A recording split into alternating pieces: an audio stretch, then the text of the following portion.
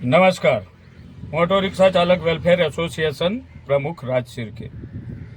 રિક્ષા ચાલક મિત્રો, હું આપ સૌને અમદાવાદ સહિત ગુજરાતના રિક્ષા ચાલકોને આપણી સાથે થતા અન્યાય વિશે માહિતગાર કરવા માંગુ છું.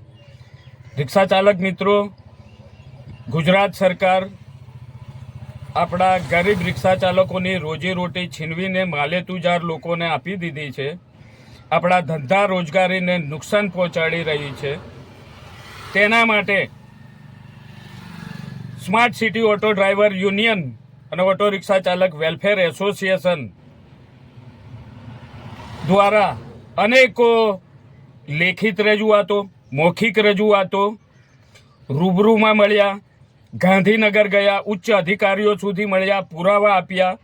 નોન ટ્રાન્સફર ટુ વ્હીલર બાબતે જે સફેદ નંબર પ્લેટમાં ટુ વ્હીલરો ચાલી રહી છે તે બાબતોના પુરાવા આપ્યા. એની ઉપર કેટલાક અધિકારીઓએ, આરટીઓ અધિકારીઓએ એક્શન પણ લીધા. છેવટે એ અધિકારીઓની બદલી કદાચ આ જ કારણે કરી હશે એવું લાગે છે હવે તો. એટલે હવે કંટાળીને રિક્ષા ચાલકોની સહાયથી, રિક્ષા ચાલકોની મદદથી ઓટો રિક્ષા ચાલક વેલફેર એસોસિએશન અને સ્માર્ટ સિટી રિક્ષા ડ્રાઈવર યુનિયન બંને હજારો રૂપિયા ખર્ચ કરીને રિક્ષા ચાલકોને ન્યાય મળે એ બાબતે હાઈકોર્ટમાં પિટિશન દાખલ કરી. હવે પિટિશનમાં પણ છેલ્લી 3-4 વખત હિયરિંગમાં ગયા હાઈકોર્ટ અમદાવાદ ગુજરાત ખાતે. તેમાં પણ તારીખ ઉપર તારીખ પાડવામાં આવે છે.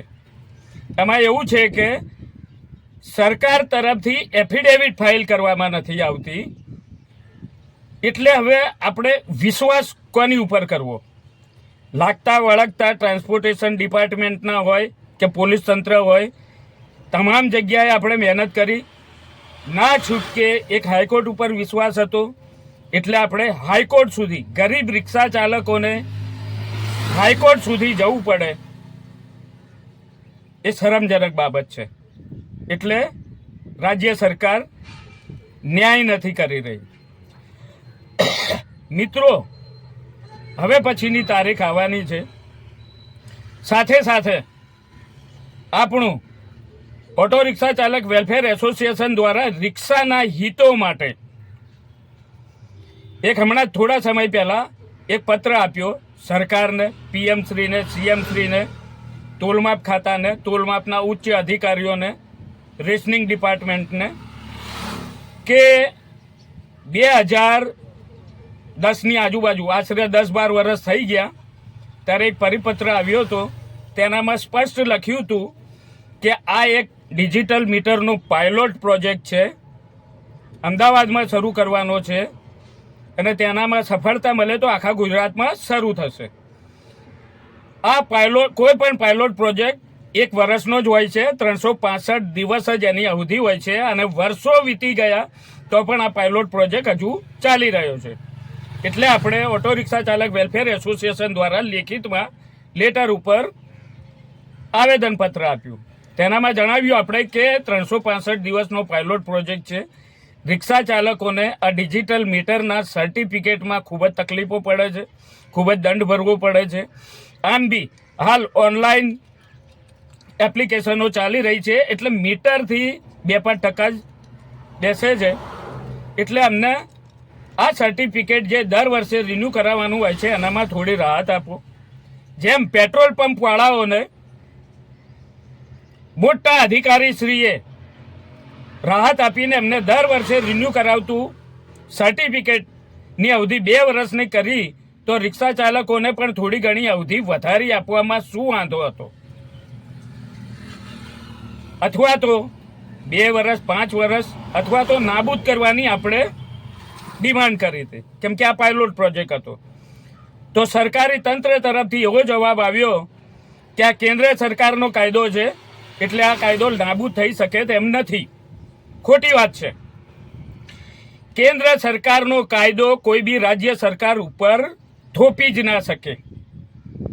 રાજ્ય સરકારના જે તે અધિકારીઓ છે તે હાથ અદ્ધર કરે છે, ઉડાવ જવાબ આપે છે. હકીકતમાં કેન્દ્ર સરકારનો કાયદો રાજ્ય સરકારે માનવો કે નહીં માનવો એ રાજ્ય સરકારના હાથમાં હોય છે. પણ ગરીબ રિક્ષા ચાલકોનું કોઈ રહ્યું નથી. રણીધણી કેટલાક યુનિયનો હતા અમદાવાદના, તે ખોટો દેખાડો કરી રહ્યા છે. હકીકતમાં એ સરકારનો હાથો બની ગયા છે. રિક્ષા ચાલકોના મુખ્ય મુદ્દાઓ ઉપર સહમત થતા નથી. થોડા સમય પહેલાં જ મેં કીધું હતું કે ભાઈ હવે આ કોર્ટમાં આપણે ઓલા, ઉબેર, રેપિડોના નોન ટ્રાન્સપોર્ટ સફેદ નંબર પ્લેટના ટુ વ્હીલરો ચાલે છે એને હાઈકોર્ટમાંથી પણ ન્યાય ના મળે તો આપણે સૌ મળીને રિક્ષામાં પોસ્ટર યુદ્ધ શરૂ કરીશું. અને રાજ્ય સરકાર જે ગરીબ રિક્ષા ચાલકોની રોજીરોટી છીનવી લીધી છે તેના વિરુદ્ધમાં આપણે હવે પછીની ચૂંટણી આવે તેનામાં રાજ્ય સરકાર હોય કે કોઈ બી સરકાર હોય, આપણે કોઈને મત નથી આપવો. આપણા એક મતની કિંમત ખૂબ જ વધારે હોય છે. એની તાકાત સમજો અને પોતાના પરિવાર સહિત, કેમ કે આપણે જે પણ રોજીરોટી રિક્ષા ચાલક કમાવે છે પોતાના ઘર પરિવાર ગુજરાન ચલાવવા માટે રોજીરોટી રિક્ષા ચલાવે છે, એટલે આપણે પોતાના પરિવાર સહિત આ ભાજપ સરકારને મત નથી આપવો. અગાઉ તો આપણે સૌએ ખોબલે મત આપ્યા, પણ આપણી રોજીરોટીનો સવાલ છે. આપણે સૌ હવે પછીની ચૂંટણીમાં આ ભાજપ સરકારને આપણે મત નહીં આપીએ અને આપણા સગા સંબંધીઓને પરિવારને પણ નહીં આપવાનું સમજાવીએ. આ આપણે ઝુંબેશ ચલાવીએ અને તેના પોસ્ટર મોટા ભાગની રિક્ષાઓમાં ચોંટાડીએ અને ખૂણે સુધી આપણી આ રજૂઆત પહોંચાડીએ. પણ તેમાં કેટલાક યુનિયનો સરકાર સાથે કાયદેસરના જોડાયા છે એટલે એ લોકો નકારો કરે છે. તે લોકોને જવા દો. રિક્ષા ચાલકો આ મુહિમમાં રાજ્ય સરકાર વિરુદ્ધ આપણે ચૂંટણીમાં આપણને અન્યાય કર્યો છે, આપણી રોજગારી છીનવીને, એને મત નથી આપવો અને રિક્ષાઓમાં વધુમાં વધુ પોસ્ટર લગાવીને આપણો અવાજ દૂર સુધી લોકો સુધી પહોંચાડીએ. જય હિન્દ, જય ભારત.